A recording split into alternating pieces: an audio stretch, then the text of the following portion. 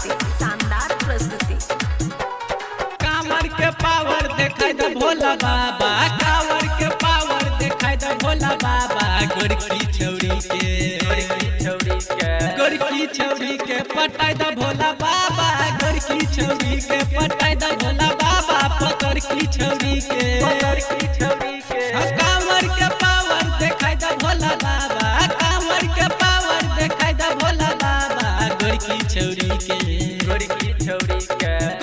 छौरी के पटाई द भोला बाबा, गोरकी छौरी के पटाई द भोला बाबा। गोरकी छौरी के अखन अहाँ सब सुनि रहल छी संगम फिल्म्स की शानदार प्रस्तुति। गोरकी छौरी के पटाई द भोला बाबा, गोरकी छौरी के पटाई द भोला बाबा। गोरकी छौरी के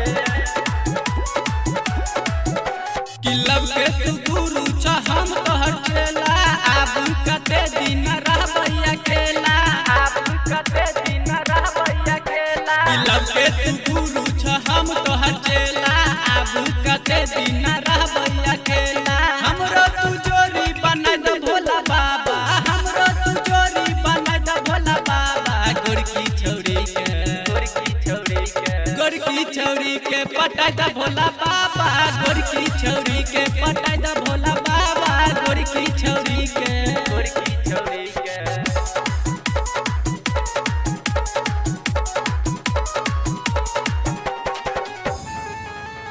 गोरकी छौरी के पटाई द भोला बाबा, गोरकी छौरी के पटाई द भोला बाबा। गोरकी छौरी के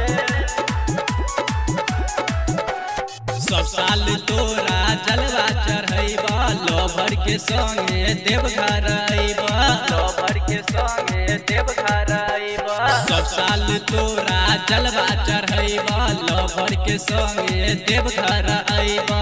राजा के किस्मत जगा द भोले बाबा, स्वामी के किस्मत जगा द भोला बाबा। गोरकी छौरी